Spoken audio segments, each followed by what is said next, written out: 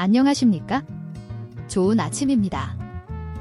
2026년 2월 27일 한입경제 뉴스 브리핑을 시작하겠습니다. 전일 미국 주요 증시는 나스닥이 1.56%, S&P 500이 0.81% 각각 하락하며 약세를 면치 못했습니다. 가상자산 비트코인 또한 0.96% 내렸습니다. 반면 달러 인덱스는 0.35% 상승하며 강세를 보였고 국제유가 WTI 원유는 0.03% 소폭 상승했습니다. 안전자산인 금 가격은 0.15% 하락했으며 미국채 10년물 금리 역시 0.52% 떨어졌습니다. 오늘 증시에서는 반도체 관련 종목들이 강세를 보였습니다. 타이거 반도체탑 10레버리지와 키움 레버리지 반도체탑 12TN은 21%를 상회하는 상승률을 기록했으며 한미반도체는 28%대 급등했습니다. 이는 인버스 반도체 ETN들의 동반 급락세와 대비되며 반도체 업종에 대한 강한 긍정적 흐름을 반영했습니다. 한편 ANP와 상상인증권은 29%대 상승한 반면 블루산업개발과 계양전기후 등은 10%대 중반의 하락률을 보였습니다. 전일 대비 엔비디아가 5.51% 하락하며 가장 큰 낙폭을 기록했으며 마라톤 디지털과 AMD 역시 각각 3.90%, 2.45% 내렸습니다. 테슬라와 코인베이스도 1-2%대 하락세를 보인 가운데 주요 종목 대부분이 약세를 면치 못했습니다. 반면 메타 플랫폼스가 1.26% 상승했고 팔란티어와 마이크로소프트도 1% 내외의 강보합을 나타냈습니다.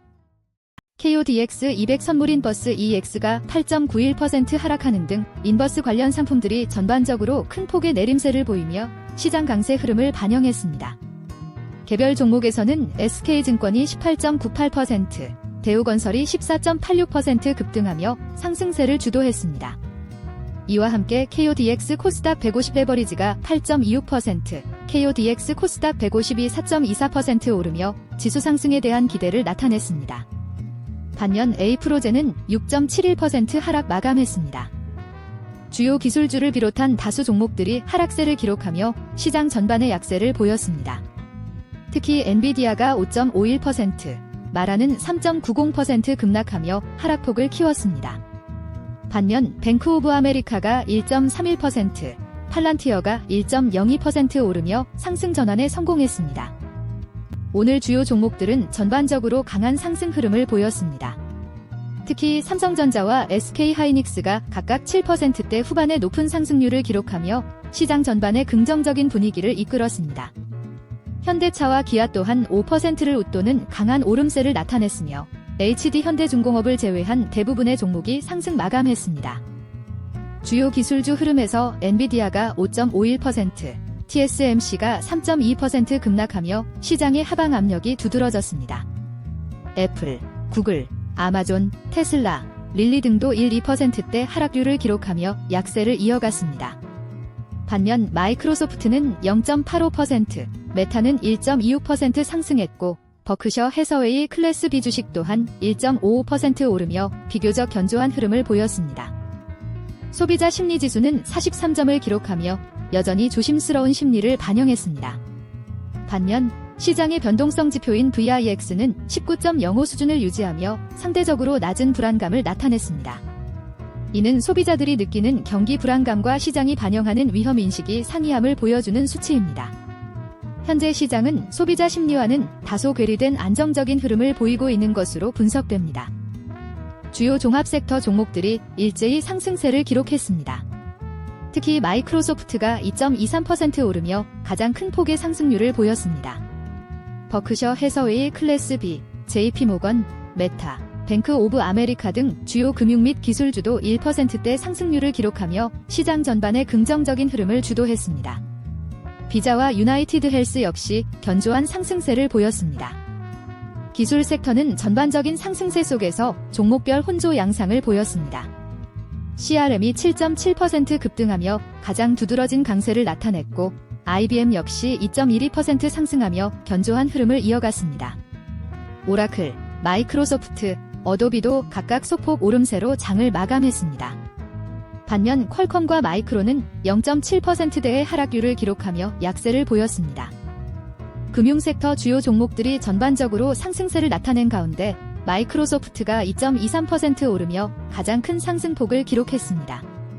아메리칸 익스프레스 AXP와 시티그룹 C 또한 각각 1.99%와 1.64% 상승하며 견조한 흐름을 이어갔습니다.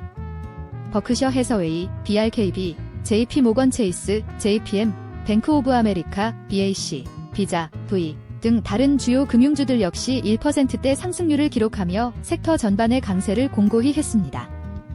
소비재 섹터 주요 종목들이 일제히 상승세를 나타냈습니다. BKNG가 2.14% 오르며 가장 높은 상승률을 기록했고 LULU는 1.73%, TJX는 1.66% 각각 상승했습니다. NKE와 SBUX, MCD, LOW 등 다른 소비재 기업들 또한 0.5%에서 1%대 초반의 상승폭을 보이며 전반적인 긍정적 흐름을 유지했습니다. 한국은행은 기준금리를 6연속 동결했습니다. 금리 인하에는 환율과 집값 불안정성이, 인상에는 물가 안정세가 각각 부담과 제약으로 작용했습니다. 이러한 복합적 국내외 여건이 동결 결정의 배경입니다.